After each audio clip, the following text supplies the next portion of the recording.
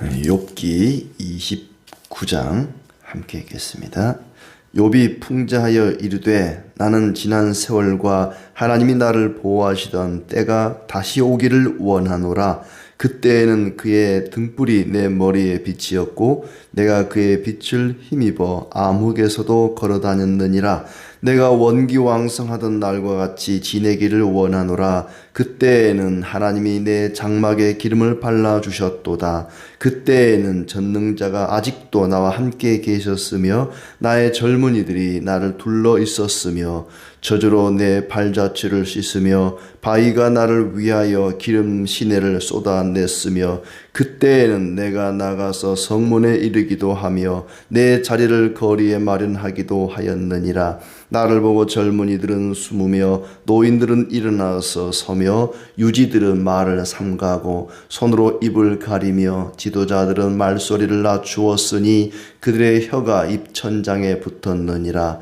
귀가 들은즉 나를 축복하고 눈이 본즉 나를 증언하였나니 이는 부르짖는 빈민과 도와줄 자 없는 고아를 내가 건졌음이라. 망하게 된 자도 나를 위하여 복을 빌었으며 과부의 마음이 나로 말미암아 기뻐 노래하였느니라.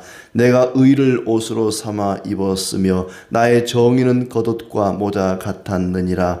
나는 맹인의 눈도 되고 다리 저는 사람의 발도 되고 빈궁한 자의 아버지도 되며 내가 모르는 사람의 송사를 돌보아 주었으며 불의한 자의 턱뼈를 부수고 노획한 물건을 그 이새에서 빼내었느니라. 내가 스스로 말하기를 나는 내 보금자리에서 숨을 거두며 나의 날은 모래알같이 많으리라 하였느니라. 내 뿌리는 물로 뻗어나가고 이슬이 내 가지에서 밤을 지내고 갈 것이며 내 영광은 내게 새로워지고 내 손에서 내 화살이 끊이지 않았노라.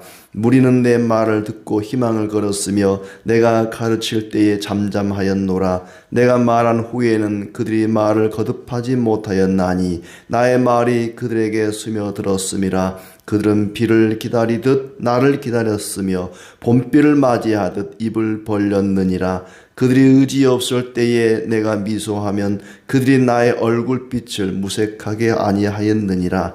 내가 그들의 길을 택하여 주고 으뜸되는 자리에 앉았나니 왕이 군대 중에 있는 것과도 같았고 애곡하는 자를 위로하는 사람과도 같았느니라. 아멘.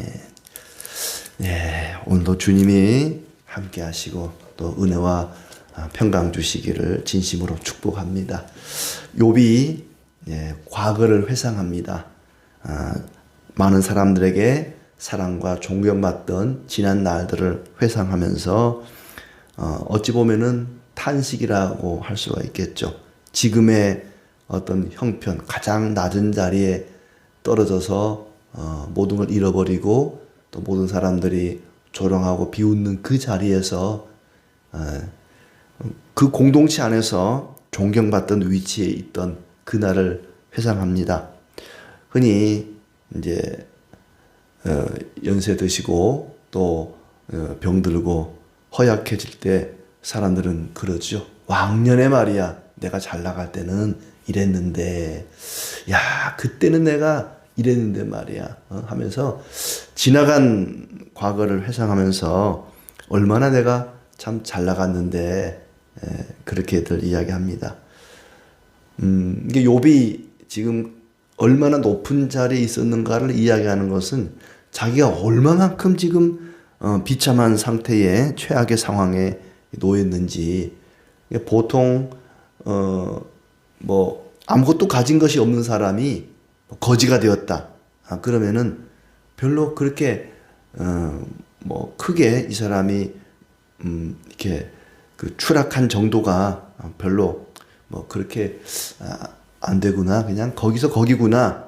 뭐 그렇게 생각하는데 아주 잘 나가고 부자였고 또 권세 있는 그런 사람이 가장 낮은 자리까지 막 뭐 거지도 이런 상거지가 없는 겁니다. 온 몸이 병들고 다 잃어버리고 그런 상황이니까 얼마나 지금 욥이 처해 있는 상황이 심각한지 최악의 상황에 빠져 있는지를 느낄 수가 있는 거죠. 그래서 욥이 과거에 참 잘 나가던 그때를 이제 회상을 합니다. 의로운 사람으로 여겨지고 많은 사람들에게 남녀노소에게 존경받던 그 시절, 그리고 또 많은 사람들에게 베풀고 나눠주고 참 그야말로 노블리스 오블리제를 실천했던 그런 사람으로 자기 자신을 소개하고 있습니다.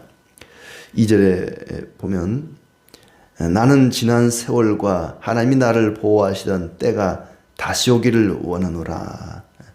하나님이 나를 돌보아 주시던 지난 세월로 돌아갈 수만 있다면 얼마나 좋을까 하는 과거를 그리워하는 그런 고백이죠.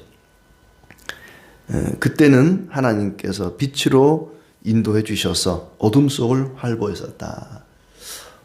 그때는 하나님이 빛 가운데 나를 인도해 주셔서 어떤 어둠이 있어도 마음껏 힘차게 내가 다닐 수 있었다는 얘기죠. 불이 내 머리에 빛이었고 그의 빛을 힘입어 암흑에서도 걸어 다녔느니라.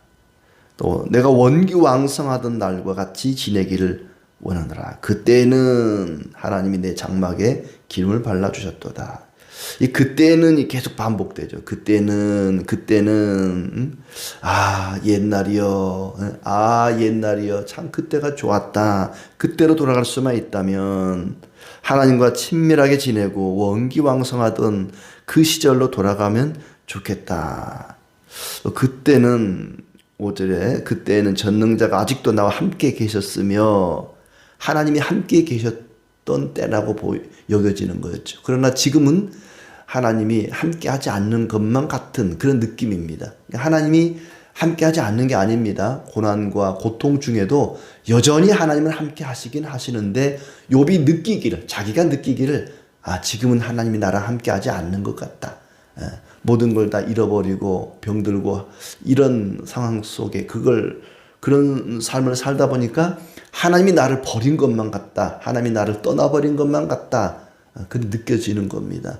그때는 하나님이 전능자가 나와 함께 하셨었는데 이제는 하나님이 나를 떠나버렸다. 이제 욥의 느낌을 이야기하는 거죠. 자녀들도 나와 함께 있었다. 그때는 소와 양의 젖이 가득했고 또 올리브 기름이 넘쳤다. 성문과 거리에 내 자리에 앉으면 젊은이들이 비켜서고 노인들이 일어나 인사를 했다. 그때는 욥이 그 지역에 아주 유지입니다. 그 지역에 아주 사람들에게 존경받고 거리에 가면은 이제 자기 자리가 있어서 그리 가면은 옆에 있던 젊은이들이 일어서서 비켜서고 인사를 하고 또 나이든 어른들도 마찬가지로 일어나서 인사를 했다. 또 유지들도 손으로 입을 가렸고 귀족들도 말을 삼갔다. 막 자기들끼리 떠들어대다가 욥이 가면은 말을 삼가고 입을 가리고 욥이 뭐라고 말하는지 그 말 한마디에 무게가 있었고, 그러니까 우리가 흔히 말하는 어른이죠. 어른. 그 지역의 어른이고 시대의 어른이고 그분 말 한마디면, 욥의 말 한마디면 모든 사람들이 한마디 말도 못하는 입을 가리고 존경하는 그런 사람이었다.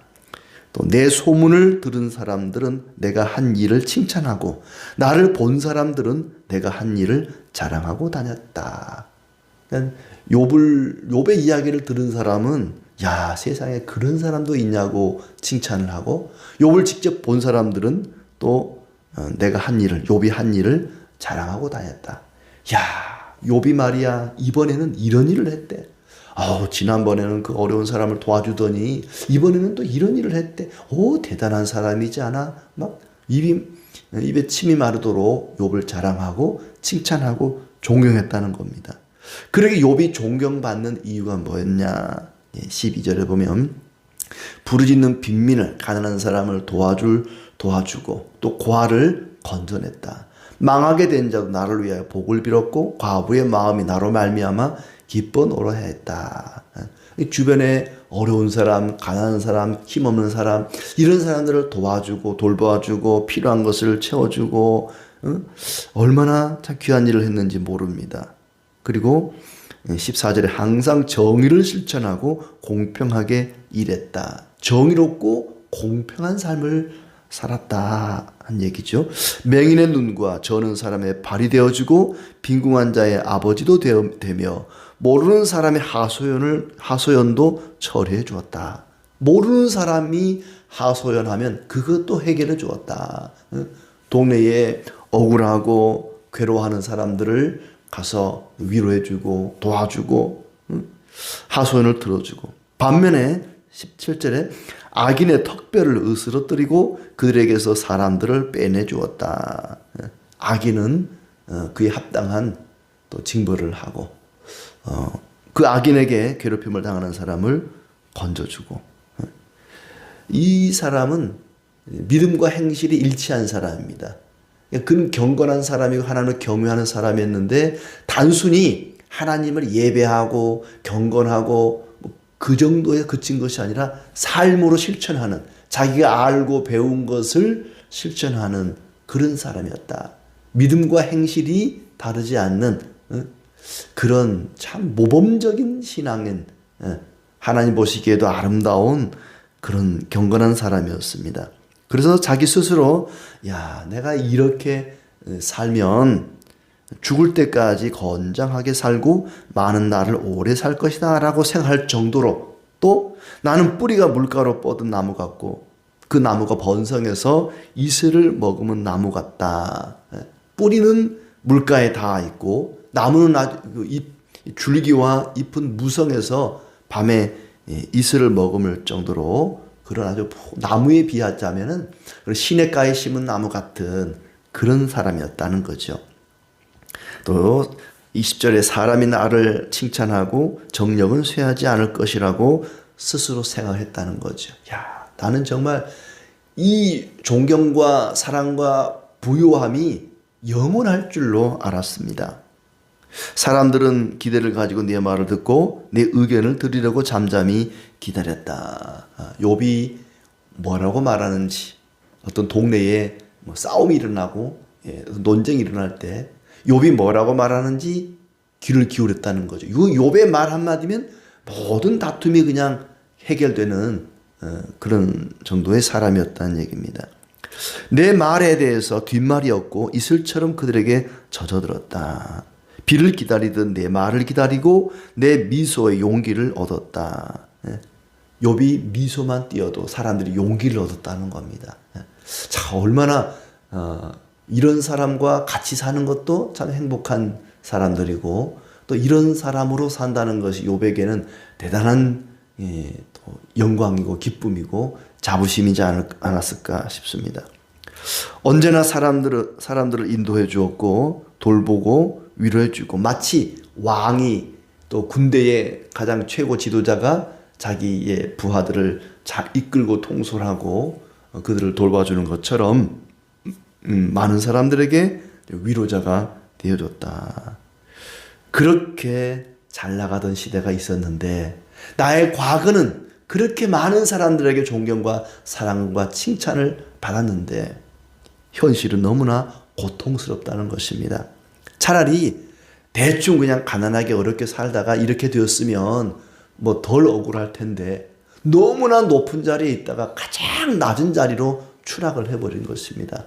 마치 예수님께서 가장 높은 하늘의 영광의 자리에 계시다가 인간의 몸으로 비참하게 십자가에 죽어 장사 지는 바 된 것처럼 가장 높은 자리에서 가장 낮은 자리로 추락했다. 누구나 이 욥과 같은 생각 들 것 같아요. 내가 과거로 다시 돌아가고 싶다. 이 모든 일이 꿈 같아서 지난 날로 다시 되돌아가고 싶다. 그 잘 나가던 때, 그 좋은 시절로 아마 돌아가고 싶어 할 것 같습니다. 그는 철저히 소외되고 무시당하고 가장 낮은 자리로, 하층민으로 전락해버렸습니다. 그게 이제 30장의 내용이죠. 그러나 이렇게 시작합니다. 30장은. 예를 들자면 8절에 그들은 본래 미련한 자의 자식이요 이름 없는 자들의 자식으로서 고토에서 쫓겨난 자들이니라.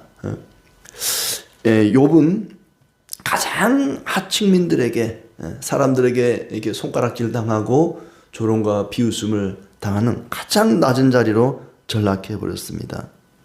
모든 자기가 누렸던 것들, 가지고 있던 것들이 하나님으로부터 온 것으로 그렇게 알았었고, 또 자기에게 주어진 은혜와 축복을 다른 사람들과 진심으로 어려운 사람들과 나누는 그런 신실한 경건한 사람이었습니다. 심지어 13절의 말씀처럼 망하게 된 자도 나를 위하여 복을 빌어줄 정도로 그렇게 망하게 된 사람, 모든 걸 다 잃어버리고 쫄딱 망한 사람, 얼마나 억울하고 막 시대를 원망하고 임금을 원망하고 그러겠습니까? 그런 사람조차도 욥만큼은 원망하지 않고 존경했던 그런 사람인데 이렇게 비참하게 되어버렸다는 것이죠.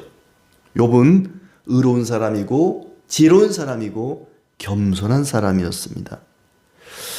사회적인 지위가 높았고 또 많은 사람들에게 존경을 받던 그런 욥이 가장 낮은 자리로 바닥으로 추락한 것, 그 모든 것이 하나님이 그렇게 하신 줄 알았지만 그럼에도 불구하고 하나님을 떠나지 않았다는 것, 끝까지 하나님을 붙잡았다는 것이 욥이 우리에게 가르쳐주는 교훈입니다. 마치 하나님과 전화통화를 하는데 하나님이 전화를 끊어버리신 거예요. 난 너랑 더 이상 얘기하고 싶지 않다. 하나님이 아무리 외쳐도 응답이 없는 겁니다. 하나님은 수화기를 내려놓으셨는데도 불구하고 욥은 끝까지 수화기를 들고 하나님께 막 외치는 거예요. 하나님, 저랑 얘기 좀 하십시다. 왜 이런 고통을 제가 당해야만 합니까? 제가 무슨 잘못을 했습니까? 그러니까 그렇게 고통을 주신 분이 하나님인 줄 알면서도 하나님을 떠나지 않고 끝까지 지금 하나님을 붙잡고 있는 것입니다.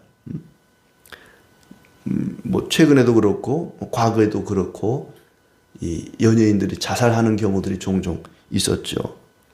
뭐 막 인기를 한 몸에 받다가 최고의 인기를 누리다가 그 인기가 사그라들고 누구도 알아주지 않고 관심 밖으로 밀려나고 거기다가 막 인터넷에 악성 댓글이 달리고 그러면 고독에 몸부림치다가 극단적인 선택을 하기도 합니다.